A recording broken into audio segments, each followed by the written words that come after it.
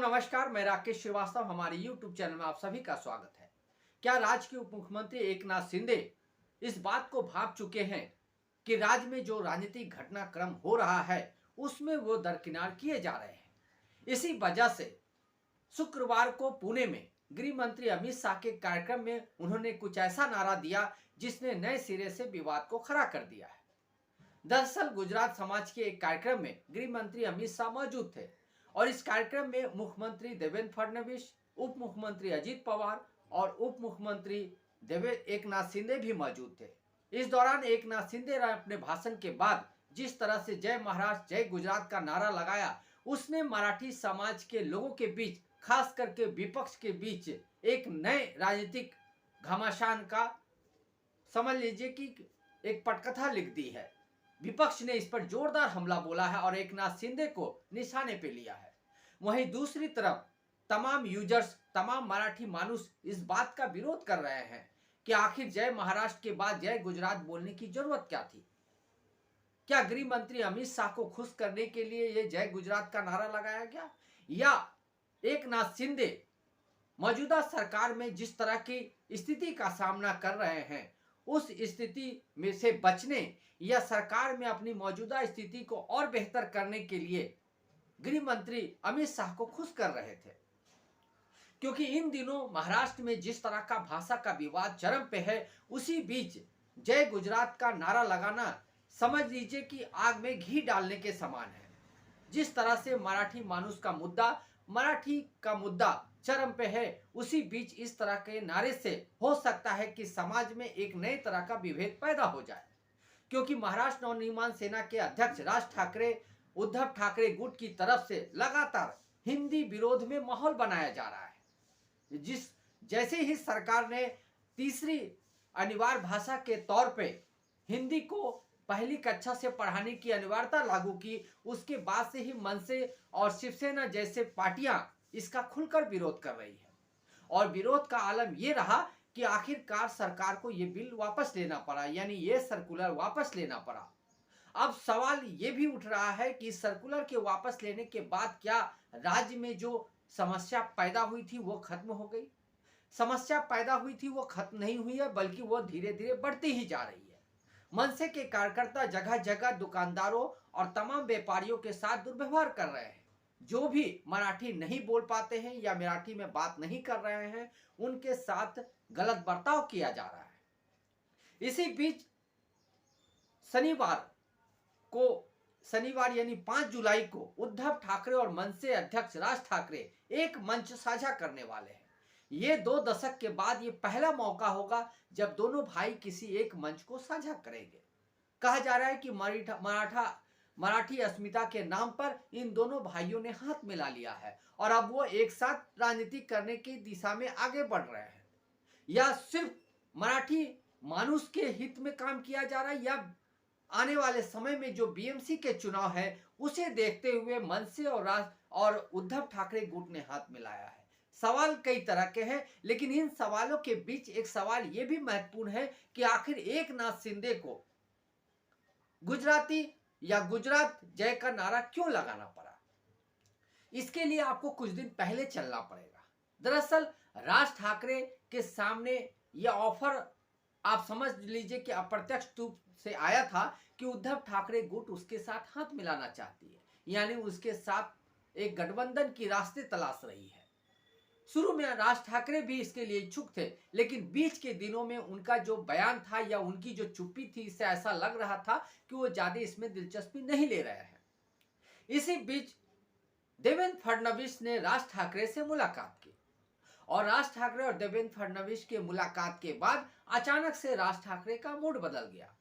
अब राज ठाकरे के तरफ से और उनके पार्टी के तरफ से जिस तरह के संकेत मिल रहे हैं, उससे ऐसा लगता है कि वो उद्धव ठाकरे गुट के साथ हाथ मिलाने को तैयार है और इस पूरे मामले को लेकर उनकी तरफ से नरमी दिखाई जा रही है। तो सवाल ये उठ रहा है कि आखिर देवेंद्र फडणवीस से मिलने के बाद राज ठाकरे का रुख नरम क्यों हुआ है? क्या इस पूरी कहानी के पीछे देवेंद्र फडणवीस है? क्या देवेंद्र फडणवीस ही चाहते हैं कि उद्धव ठाकरे राज ठाकरे मिल जाए ताकि बीएमसी चुनाव में इसका राजनीतिक फायदा उठाया जा सके?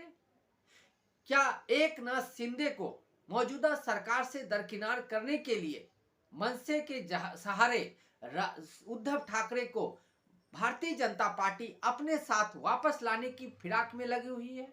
इन तमाम सवालों के जवाब ढूंढना बेहद जरूरी है, क्योंकि इस बात को एकनाथ शिंदे भी भांप रहे हैं कि आखिर जिस उद्धव ठाकरे गुट से उनका दूर दूर तक नाता नहीं है, उस उद्धव ठाकरे गुट से आखिर एनडीए सरकार में भारतीय जनता पार्टी क्यों करीबी बढ़ाना चाहती है, क्यों राज ठाकरे के जरिए उद्धव ठाकरे को करीब लाने की कोशिश की जा रही है। इसी वजह से एकनाथ शिंदे ने गृह मंत्री के मौजूदा के रहते मंच से जय गुजरात का नारा दिया, ताकि गृह मंत्री के एक गुड लिस्ट में उनका नाम शामिल रहे और वो अपने हिसाब से महाराष्ट्र गवर्नमेंट में अपनी जगह बनाकर रखे या तलाश सके।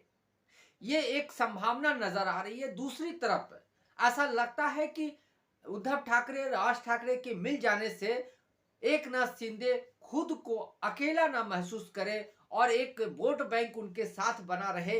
इसी वजह से उन्होंने जय गुजरात का नारा दिया है, क्योंकि महाराष्ट्र में बड़ी संख्या में गुजराती वोटर है और इस वोटर पे बड़ी तीखी नजर दूसरे दलों की रहती है और इस चीज को एकनाथ शिंदे ने भांप लिया है, इसीलिए उन्होंने जय गुजरात का नारा दिया है। लेकिन इस नारे के बाद लगातार उन पे हमले हो रहे, विपक्ष उन पर मराठी मानुष और मराठी अस्मिता के साथ समझौते करने का आरोप लगा रही है। लेकिन इन सब के बीच देवेंद्र फडणवीस ने उनका बचाव किया है और कहा है कि सिर्फ जय गुजरात का नारा देने से एकनाथ शिंदे का महाराष्ट्र प्रेम कम नहीं हो जाता है। इसे इस तरह से देखना एक गलत प्रवृत्ति हो सकती है। हो सकता है कि देवेंद्र फडणवीस ने इस पूरे मामले को ढकने तोपने की कोशिश की हो, लेकिन इस पूरे राजनीतिक घटनाक्रम को अगर देखें सिलसिलेवार तौर से तो ऐसा लगता है कि पूरे क्रम से एक गोटी बिठाई जा रही है।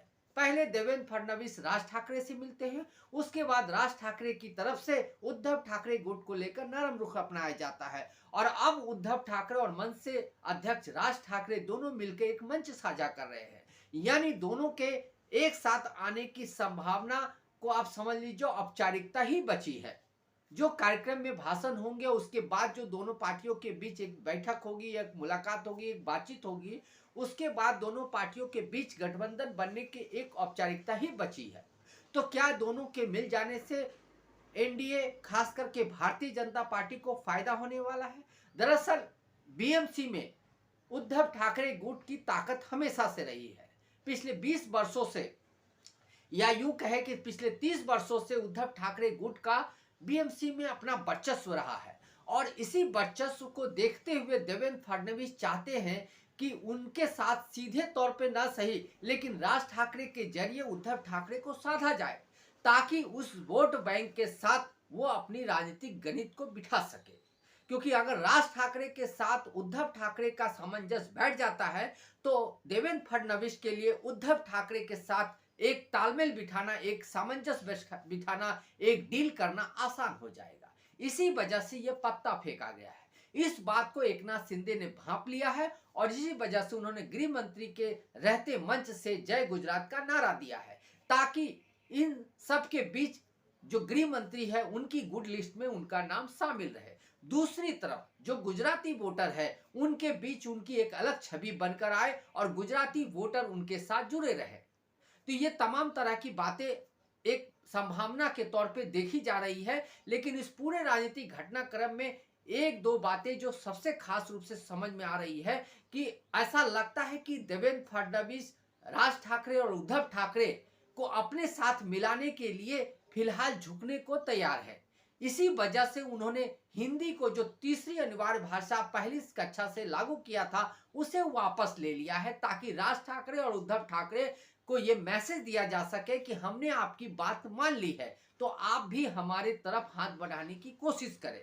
ये पूरी तरह से साफ नजर आ रहा है। लेकिन इन सब के बीच महाराष्ट्र में जिस तरह की अफरा तफरी या अव्यवस्था का जो आलम दिख रहा है उसके लिए भी देवेंद्र फडणवीस को जिम्मेदार माना जाना चाहिए, क्योंकि जिस तरह से महाराष्ट्र नवनिर्माण सेना के गुंडे या आप कह सकते हैं कार्यकर्ता सड़कों पे निकलकर छोटे छोटे दुकानदारों को चेतावनी दे रहे हैं, उन्हें थप्पड़ मार रहे हैं, उन्हें धमका रहे हैं, उसे देखते हुए ऐसा लगता है कि आने वाले दिनों में ये विवाद और गहरा सकता है, क्योंकि नीतीश राणे ने इसे लेकर सरकार पे बड़ा हमला बोला है और आने वाले दिनों में हो सकता है कि यह हमला और भी तेज हो जाए।